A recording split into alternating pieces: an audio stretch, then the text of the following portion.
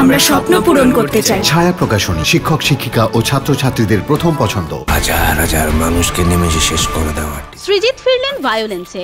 টান টান সাসপেন্স নিয়ে এসে গেল ভিঞ্চিদার অফিসিয়াল ট্রেলার। তুমিও ক্রিমিনাল, আমিও ক্রিমিনাল, আমরা পার্টনার্স ইন ক্রাইম। মেকআপ আর্টিস্টের চরিত্রে রুদ্রনীল, আরও একবার গ্রে চরিত্রে ঋত্বিক।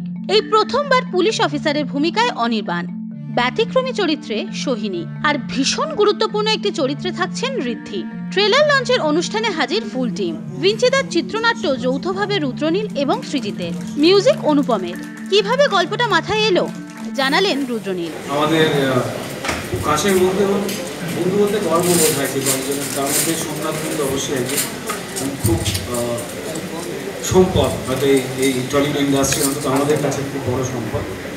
তো কোনো একটি প্রস্থেটিক মেকআপের শুটিংয়ের একটা পার্ট ছিল এবং সোমনাথ প্রস্থেটিকটা করার পরেও সেই শটটা টেক করা হয় না এই কারণে, কারণ এতটাই রিয়েলিস্টিক হয়ে গেছিল, বিভৎস লাগছিল। পরিচালক টেক করেননি ভালো করে, কারণ সেন্সর বোর্ড দিয়ে দেন। যে প্রস্থেটিকটা করতে সময় লেগেছিল প্রায় 3.5 ঘন্টা, আমি ছিলাম ক্যানভাস আর সোমনাথ ছিল শিল্পী। আর মেকআপটা তুলতেও সময় লেগেছিল প্রায় 2.5 ঘন্টা। মেকআপ তুলতে গিয়ে আমি সোমনাথের চোখে জল দেখেছিলাম। সোমনাথ বলেছিল একটাই কথা, যখন শর্টটা ভাবে টেকই করতে পারবে না তখন কেন এত খাটলাম। তো আমার তখন মনে হয়েছিল যদি এই মানুষটা বা এই ধরনের শিল্পীরা, শিল্পের ক্ষমতাটা এত বেশি, তারা যদি পাল্টে যায় বা কোনো একটা পরিবেশে পড়ে যদি অন্যরকম হয়ে যায়, তাহলে কি অনর্থটা ঘটতে পারে এই দুনিয়াতে। তো সেই আইডিয়া থেকে গল্পটা লেখা এবং তারপর যা হয় থ্রিলার বা অন্যরকম গল্প। সৃজিত মুভিজ দ্য বেস্ট, ফলে সৃজিতকে শোনায় এবং সৃজিত তারপর সেটাকে নিয়ে আরও ভালো করে বান্না করতে শুরু করে। দুজনে মিলে অসম্ভব ঝগড়াঝাটি যা হয় আর কি আমাদের নিজেদের মধ্যে।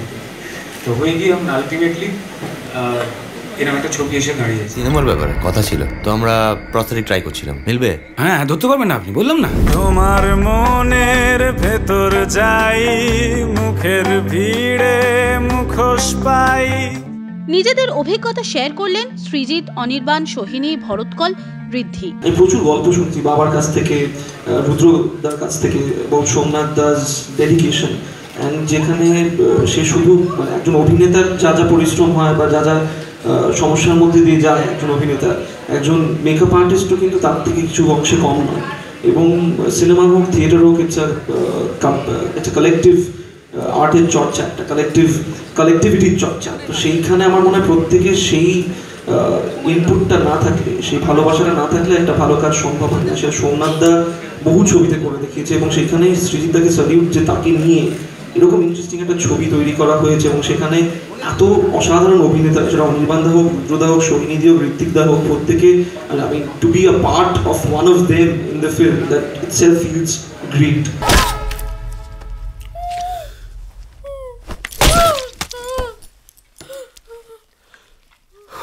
চরিত্রটা কিরকম, চরিত্রটা কতক্ষণ আছে, কটা সিন, কোনো গান আছে কিনা, কোনো নায়িকা আছে কিনা, কোনো কিছু আছে কিনা, কোনো ইন্টারেস্টিং মানে ও জাস্ট জিজ্ঞেস করা যে আচ্ছা কি চরিত্র, আরে বাবা এরকম আছে। টাইম আছে তো, তোতলা তো বাড়ি থেকে ছেলে।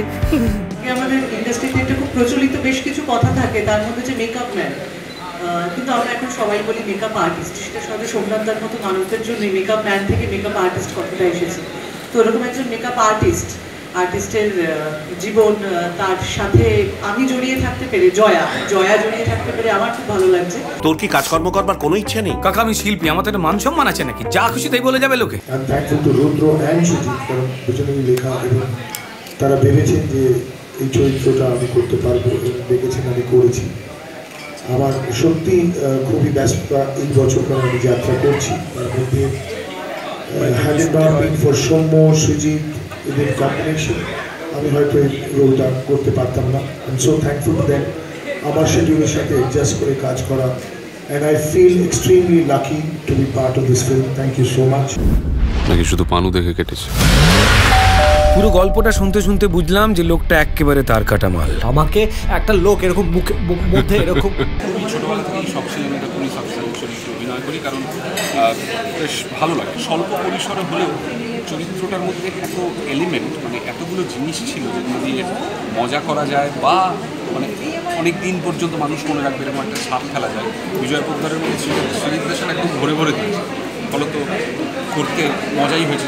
দেখুন দাদা, দুনিয়ার কাছে সবার প্রথম দা ভিঞ্চি প্রমাণ করেছিলেন শিল্প হলো বিজ্ঞান আর বিজ্ঞানী শিল্প। তা দাদা নাম কি? দা ভিঞ্চির ভক্ত ভিঞ্চি দা? হ্যাঁ, আমি ভিঞ্চি দা, আর এটা আমার গল্প। টলিপাড়ার লেটেস্ট নিউজ আর এক্সক্লুসিভ ভিডিওর সঙ্গে আপডেট থাকতে এখনই সাবস্ক্রাইব করুন আমাদের ইউটিউব চ্যানেল। বেল আইকনে ক্লিক করতে ভুলবেন না যেন।